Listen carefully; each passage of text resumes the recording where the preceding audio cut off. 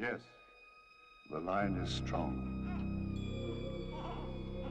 He sees. Already? That's early. He hears us, too. He understands. He's a good choice. It is decided. The teaching must begin at once. Like, whoa, do I have any say in this?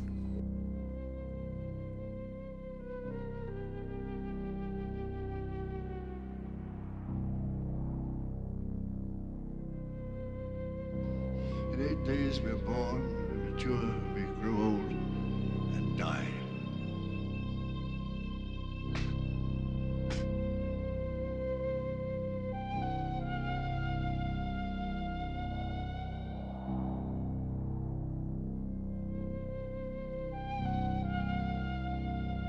On a distant planet, descendants of a crashed spaceship are subjected to mysterious forces that cause them to age and die in just 8 days.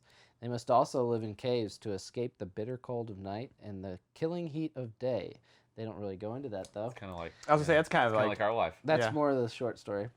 One young boy is determined to find his way back to the ship that brought them there, but how will he accomplish this in the short time left to him? And so, as you could tell, somebody just took the synopsis from the short story and not made a new synopsis for the short. Yeah, A a little Saul different. and Elaine Yeah. Bass made.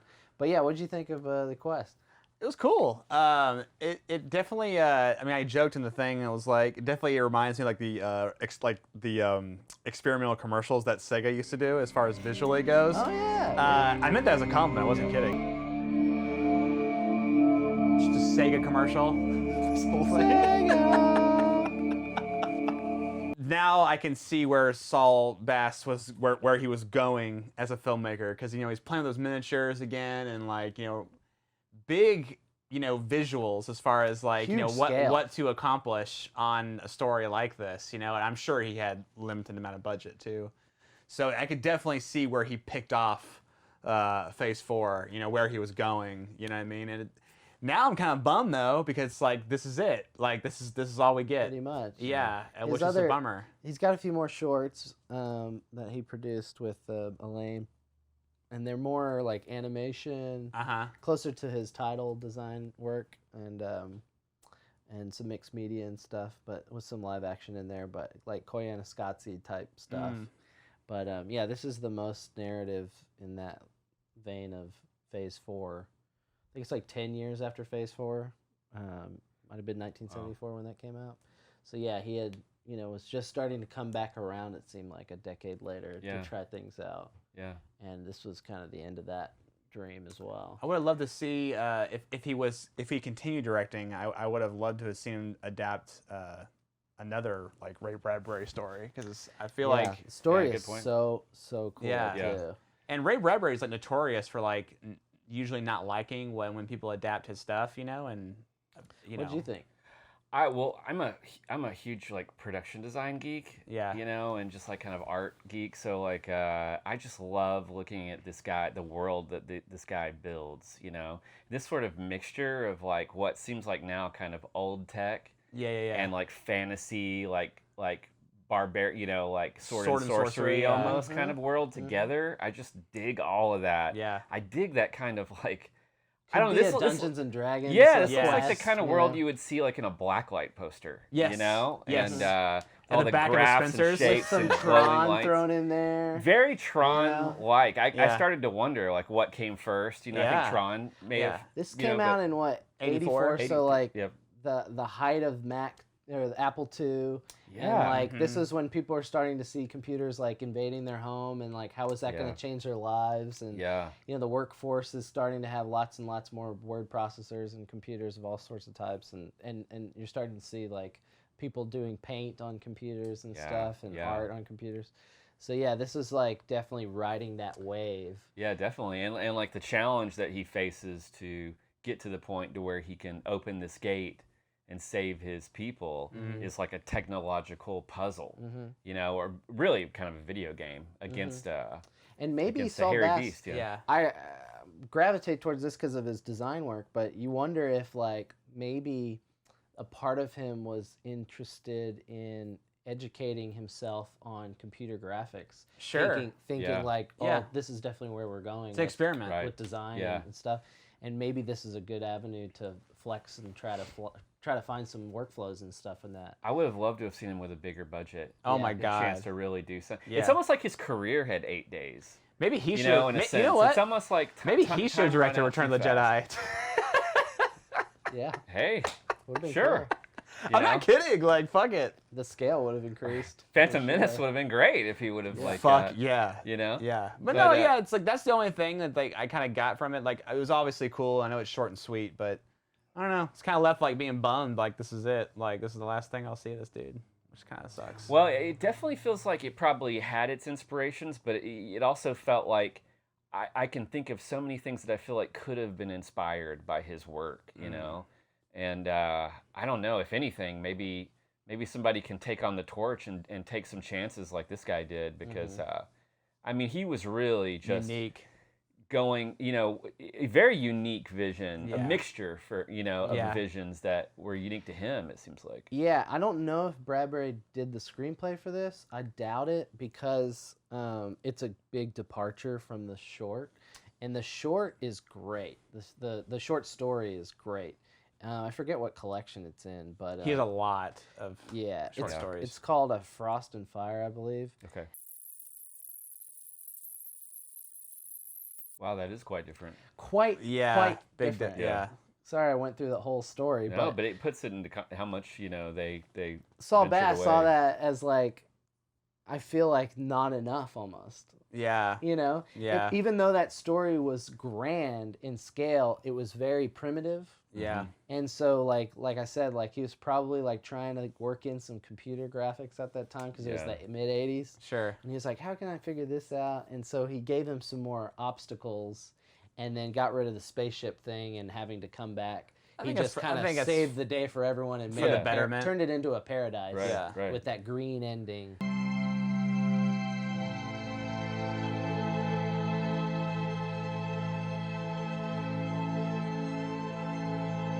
Space Jesus.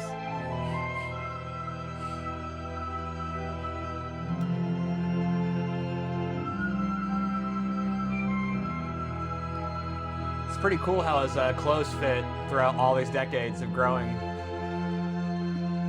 A lot of spandex in their community.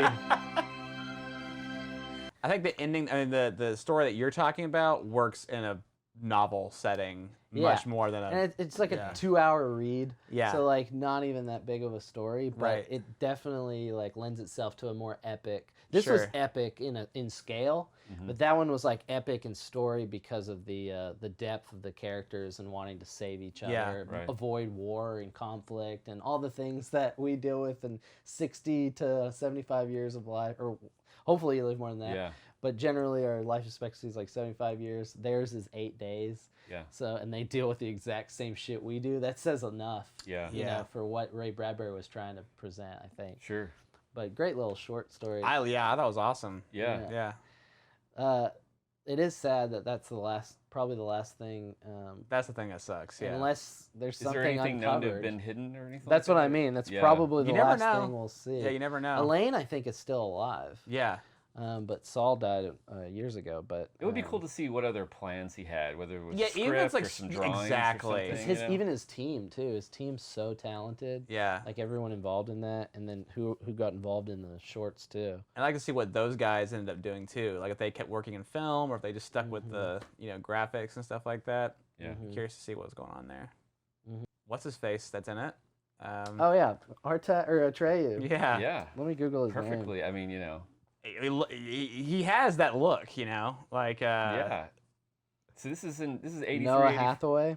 Yeah, Noah Hathaway. He was born in 1971 in L.A. Wow. Okay. So he had- that would have been. Wow. He was. He was 13 or maybe 12 when they shot it. Sure. Yeah. And so that would have been. And the Neverending Story was mid 80s. Yeah. That was So- 84, the same year. That's what I thought. same I was like, year? he looks the Wow. same, dude. Boy, yeah. I don't know Probably- which one they shot first. I was gonna say Yeah. maybe he just got off the plane to do this one. And, Unreal. You know, who Yeah. knows? Yeah. Yeah, it's almost like the same outfit. Yeah, same I was about to kind of, say, like, They probably like, just got it these from are the both set. They're like, all right, we're just gonna adventurers. drop you off and have a good It's day. like the horse is out here too if you want it. They're like, no, it's cool. Yeah, Wolfgang Petersen's like, y'all stole some of my sets. Yeah. Yeah, we And then shot Saul that Bass at was night. like, I think you stole some of my sets. And they're like, fair enough. They shake hands Yeah. and they leave. I wouldn't doubt, just because Saul's so plugged in, I Yeah. wouldn't doubt if Saul was like on that set or like doing something around there to be like, Oh, yeah. oh, that kid, bam. And then- Yeah. Or even like crew I can members see could have that. been like going back and forth. That's what even. I mean. Yeah, like that same world. It's all. Yeah. It was all in LA and happening there. There's you know? no doubt in my mind there was some crossing of the. Crossover. Yeah, absolutely. That's just how it goes back It was then. ancestral when it comes to special effects, small teams like that. Yeah. You know, they all were out working on each other's stuff. It's like all a the club, time. you know. It's Yeah. like, and everybody's good in that club. They're You gonna stick with each specialize in other. something. Yeah, it's like anything with filmmaking. It's like you stick with a certain group of people. Like you don't want to try to go. You want to try to find new people, of course, but also you're like, well, I feel comfortable around these people. I can be myself around these Yeah, people. you're in a you know? group with a Yeah. team, you know. It's worse when you go on a film set and it's a bunch of strangers and you're just like, oh god, Yeah, I have yeah. to figure this out.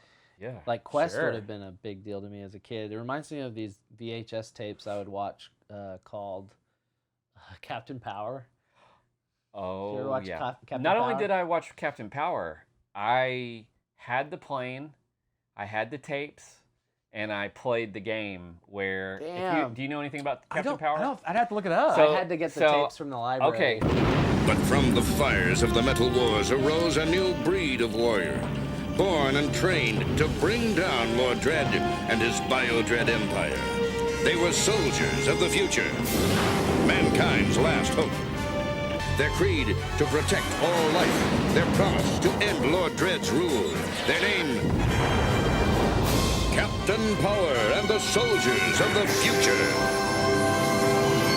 So first thing first, Captain Power was like a major disappointment for my parents, my dad specifically, because one time I decided I was going to have a garage sale, and my dad's like, I'm going to sell all my toys. It's like, okay. Like, so I put an ad in the paper. I laid out I emptied my room, like, of all my action figures and everything, had a garage sale and sold. What was your motivation? Just money? Yeah, money and I probably someone gave me the dumb idea. You know, I regret it now because like I sold all these old He-Man and all this other stuff. So like but a successful garage sale, I think I made like $80.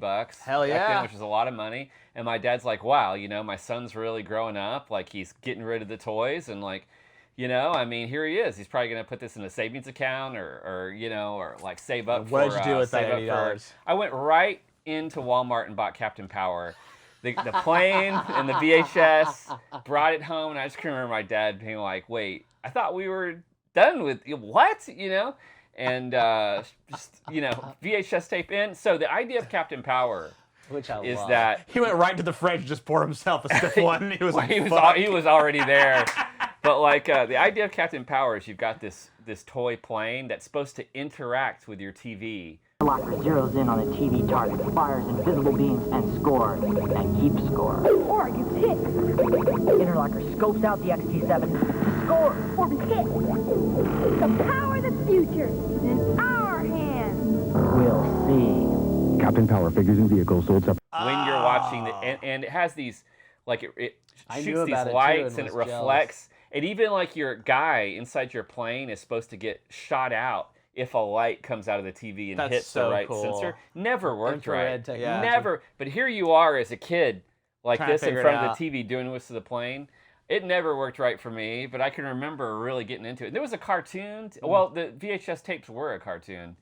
But like you could play with the TV show, with the Holy toy. shit! Well, what a great idea for back then, though. Like that's such Yeah. a out They had outside really the box. cool. They were low budget, but really cool visuals. I think it was Yeah. Mattel was the one who put it out. I probably. Are you telling me that we have to do a Captain Power episode now? Because I'm Probably. into it. But it was Yeah. it was my equivalent of childhood of not seeing the Quest. That was Yeah. the closest thing I can think of Yeah. to like the Quest that I watched as a kid and watched on repeat. So I would have watched that on repeat if I You had know, access. it reminds me of like, because I love shorts like this. It reminds me of something that would have come on Night Flight.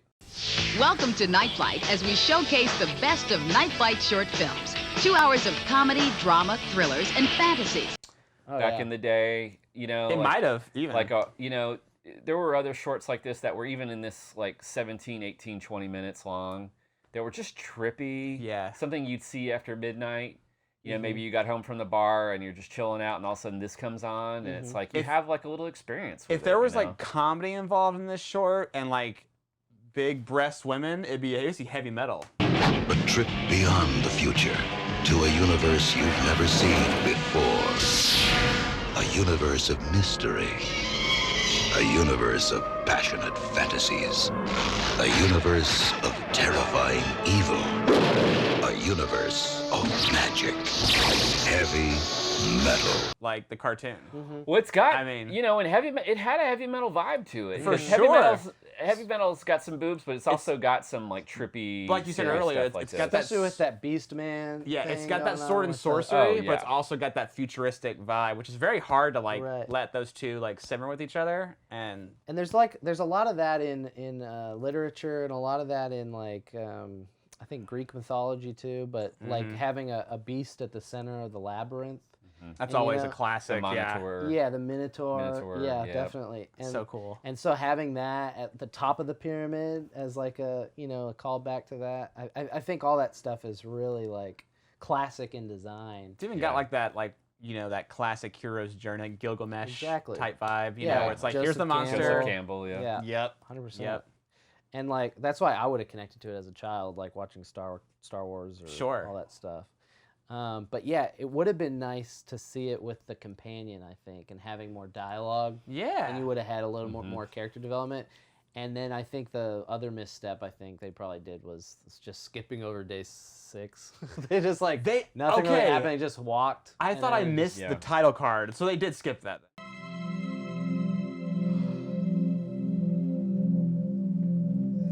This guy's not resting on day 7 like God. You know what I'm saying? God's so fucking lazy, I swear. Yeah, they were like day 6, and then he walked for a few frames. You saw a couple scale shots, and then they like day 7. So it's just a journey day. I thought for some reason I missed it or something. I was like, oh, okay. It was less than 30 seconds, I think. Okay. Yeah. Right. So yeah. Well, life passes you by. You know? Yeah, it's probably a budgetary thing. That, Probably, yeah. They're like, I can't do fuck day it. 7, whatever. Yeah, they get it. He's been traveling for a day. Yeah. But yeah, big departure from the short, but very cool departure in it. In that Saul Bass is like a visionary, so like having all this scaled imagery and like kaleidoscopic almost. Yeah, he loves the psychedelic, like, you know, and he likes to let things percolate. You know, like seems like with the and multiply. Yeah, and like, yes. Like with the Bradbury story, it might have been almost too much story for him. Like he just wants to let the wild visuals just kind of roam around. And rightly so, he wouldn't have been able to afford like a war sequence. And the spaceship thing, like, you know. That would have just been a departure, a 30-minute departure. But would that even have been as good? You know, probably not. Probably not. I think he plucked the things that he loved the most about the short story and was just like, I'm gonna make it this. You know, like, I'm gonna take the elements. Yes, I think that was a good thing too. Like where because there is a spaceship in Ray Bradbury's, but that's about it as far as everything else. Might as well be like Steinbeck's The Pearl or something like primitive. Gotcha. It's just that spaceship just reminds you of how primitive everything else is. Right. It's like, oh yeah, they look up to that thing like it's an idol, like a golden calf or something. Right. But this one, everything about it, from the eclipse, this like Stargate vibe, like there's like major technology that's ancient. Yeah. You know, just like Stargate, that's like, did the aliens come here first, or we don't even know what planet we're on anymore because of those eclipses and stuff. You know. And there's nothing about the visuals or the effects that's laughable at all. No. Like it all holds up and works. Maybe the beast is a little goofy.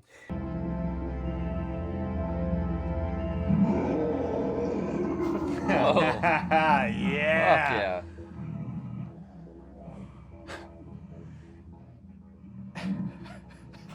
I got you diagonally.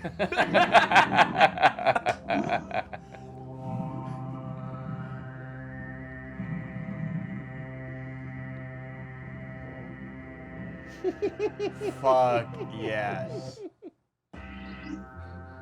I mean, for the time, maybe even 2, yeah, but Not for us, it's not right. Yeah, I mean, I don't I think care. the three of us probably all appreciate I that dug beast. it. Yeah, like, I dug it. It's got a real kind of like I know what million dollar man vibe to Right, it, like right. the Bigfoot in that, or like, do you remember the Bigfoot in Caveman? That movie Caveman with Ringo Starr. I never saw it. No, what? Well, we got to do a show on that. That's a different story. But anyways, I was thinking a different movie. I started wondering about whether that Bigfoot suit had migrated from another movie that maybe we'd seen. That happens a lot, But as we know. I don't know. It could have been original, but yeah. I mean, I'm so glad Bigfoot looked like what he looked like. I also kind of like the monster before that too, like kind of like eel-looking motherfucker. Yeah, that was cool. That was that was like very the Star monster Wars-y. in Hellraiser at the end. Yeah, Hellraiser. yeah.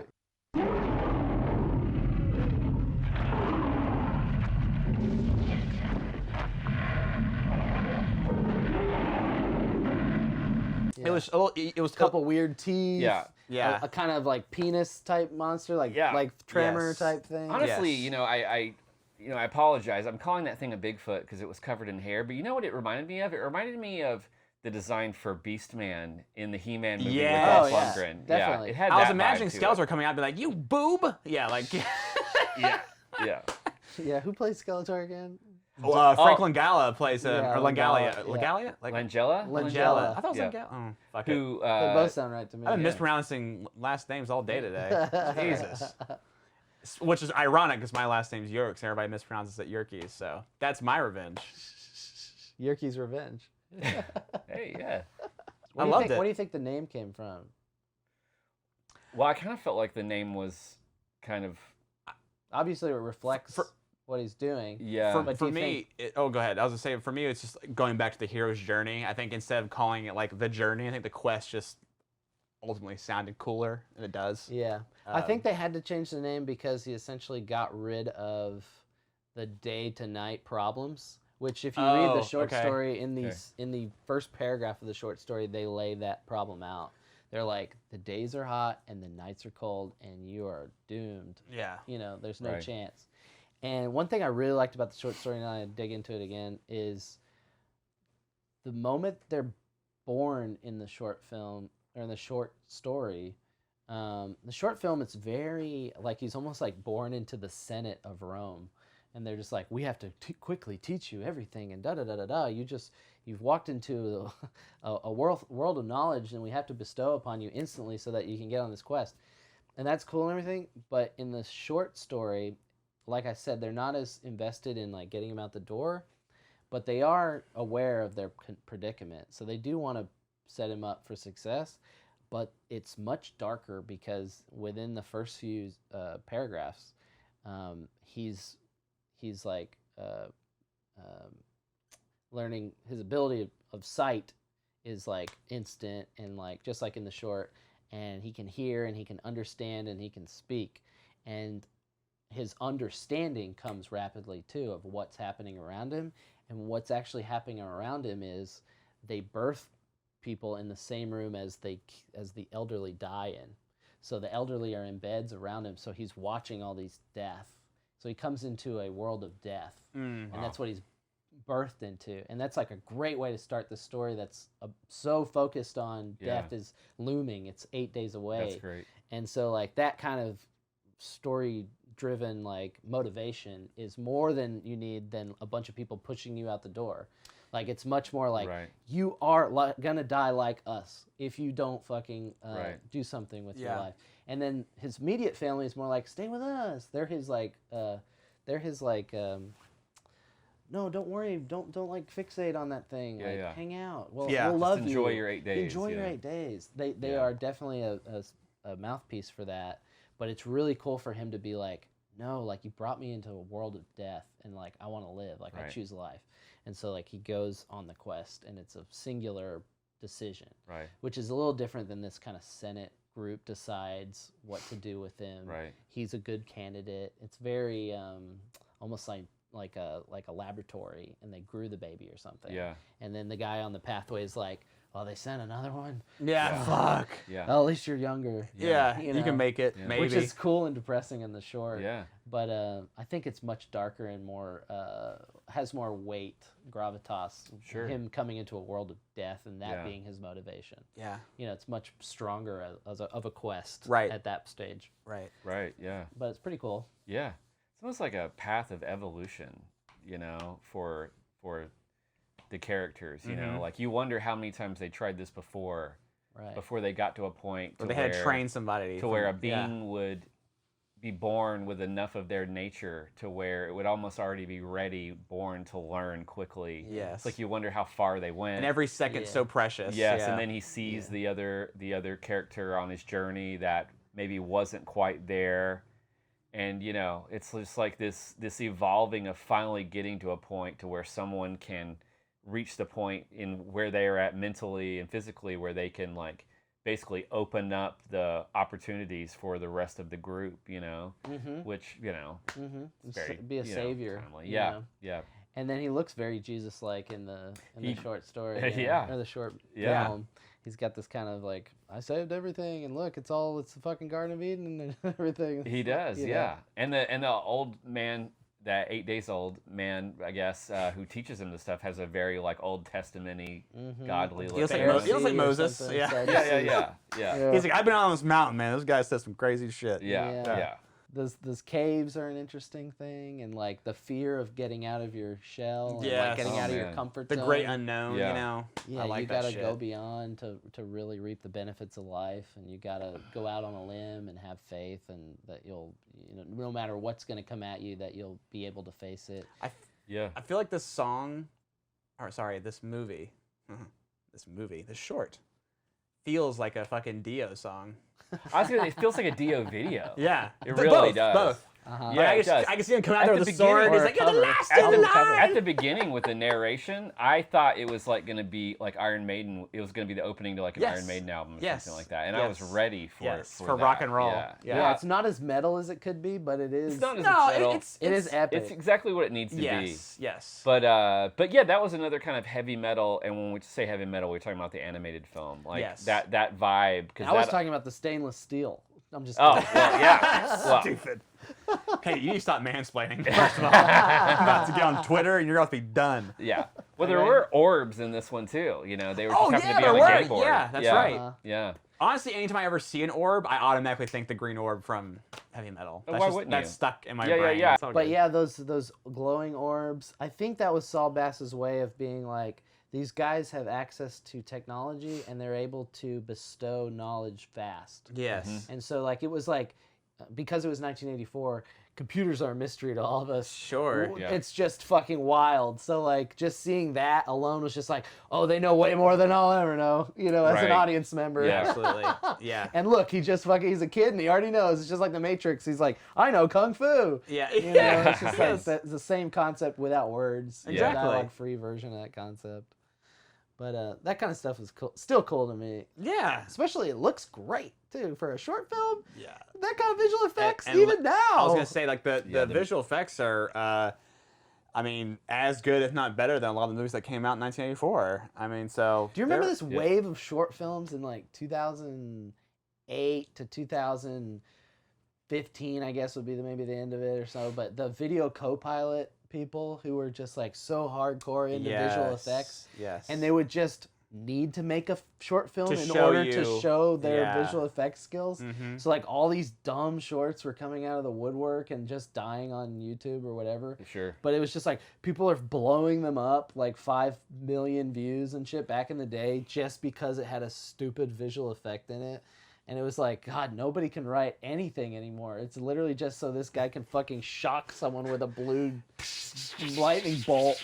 And let me tell you something, in film school, I did that like 1,000 times. I was like, everybody got lightning bolt.